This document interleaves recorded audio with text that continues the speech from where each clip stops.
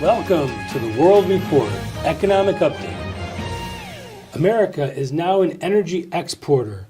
But first, the federal government's deficit is set to double this year from $500 billion to $1 trillion. All the while, the debt is exploding. Now, Maury, even the ardent Trump supporters should be alarmed, should be concerned, and should be saying, what the heck is going on here? We're going to have a deficit of $1 trillion this year? Oh, I think it's very possible. But here's what's happening. First of all, it's going to be a tough thing for Trump to do. But if he cuts off a lot of agencies that are unnecessary, the big thing is start getting other countries to pay for the World Bank, for the International Monetary Fund, and get the United Nations out of the United States. They're costing us a fortune, and out of 193 members of the United Nations, there's only about 6 that vote with the United States. I think he's got the guts. I don't know if he's going to go through, but I'd love to see the United Nations get out of the United States. Okay, that's one thing we could do. We could cut some agencies. We could cut some redundancy. There's a lot of money there. There is. Then why are we running a deficit of $1 trillion when it was $500 billion last year? And one of the reasons we elected Trump is to be a businessman, to get the country's books in order. But he had a lot of problems hanging over his head. First of all, having these basic companies making the nuclear stuff and so on, and when China was cutting us in pieces as far as being more cost effective, every deal we ever made with any other country, we always came out on the short end. So our import costs were way higher than anybody else's. So consequently, what happened is the deficit we had, a lot of it came out of the fact we were importing most of the goods because they were cheaper. So again, if you're going to get into the books and you're going to cut spending, how could you possibly double the yearly budget from last year? I don't understand where this fiscal nonsense comes from. Well, I think... And all the meanwhile, the debt is racing towards 25 trillion or 30 trillion before we get over this. Question about it.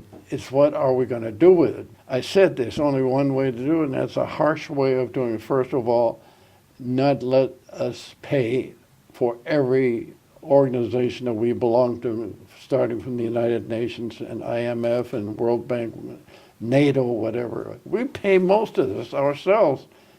And it's been done by president and then we end up having to be the military force behind any action as well. Exactly. So if you really were harsh about it, you could probably save half of the deficit that we're paying now by cutting off. Now, he's promising to do it. I cannot blame Trump, because to turn that around, especially with every single Democrat voting against him, there's no such thing as a Democrat voting for Trump. There's some Republicans that are voting not for the Democrats, but against Trump. So he's got a pretty tough road to hoe. And how do you feel about foreign aid? Isn't there a bunch of countries that we should stop funding their jihadi advances? They're paying the Palestinians $750 million a year. That's just and the people don't get anything. People don't get a dime of it. Absolutely not. Pakistan, Hezbollah Afghanistan, Iraq, Syria. Well, you're making my point. You put all those things together, you get billions upon billions of dollars. I'll tell you, when I saw that picture of an American plane taking off from Washington and landing in Tehran with $150 billion directed at the government of Iran, and they were open about it. I mean, it told me that there was a conspiracy in the United States to support Iran and help them, first of all, in their battle against Saudi Arabia. They want to put Saudi Arabia in their place because they're Sunnis and the Iranians are Shias. But you know, if it hadn't been for Obama, Iran wouldn't be the big power that they are today. And so far, we've done very Well, and you can even go back to Bush and blame him for taking out Saddam Hussein. You just took the words right out of my mouth. The only guy that could have stopped Iran was another bad guy, and that was Hussein. But he was doing it for himself, not for the world. And once you took him out, Iran had it all to themselves, and they're being backed by Russia. Don't kid yourself. Russia is backing Assad in Syria. Russia has now 2 seaports on the Mediterranean, which the czars coveted. They always coveted a seaport and never did it. It took this guy who's running Russia today, it took him. Trump? No. Oh, that's what Democrats say, that he's basically in cahoots with Putin. Oh, no. He might as well be vice president, co-vice president. There are so many ups and downs and backs and forth. It's hard to figure out. So why can we not get to a balanced budget? We've only done it once in my lifetime, and that was Newt Gingrich's Congress. Well, the way we can't get a balanced budget is because we don't have a president yet who would say, okay, to hell with the Senate, the House, I'm giving out an executive decree that I'm cutting off half of my agencies, I'm cutting back a third or 40% from all these things that we were doing for the foreign countries. And most important of all, we're getting out of the United Nations because they are against the United States, not for it. It would have to take some dramatic action like that. It probably won't happen. But to get where you think we should get, and I totally agree with you, that what we're doing in a light fashion isn't going to cut it for us.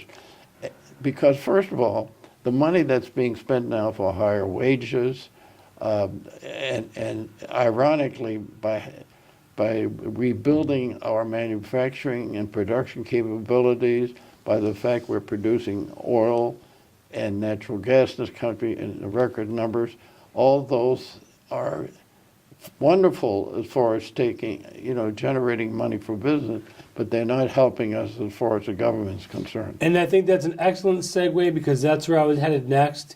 America is now an energy exporter. I didn't think I'd be able to say that in my lifetime. It's pretty exciting to be able to say that. After all the years that we've been importing oil from all these bad countries around the world, we're actually an exporter this year. Not only that, we are the largest producer. Do you know that the last month we produced 10.6 million barrels a day, more so than Saudi Arabia? And we're not tied up by OPEC like the other countries. They made a deal to cut back.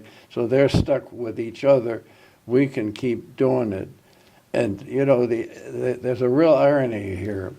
The reason that we were able to start exporting is because it took the president at the time, Obama, to lift the embargo against shipping out of the United States.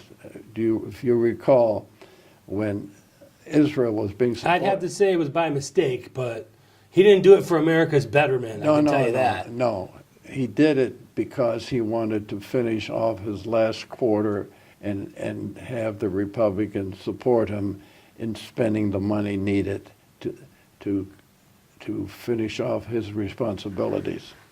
That's our energy and economy segment.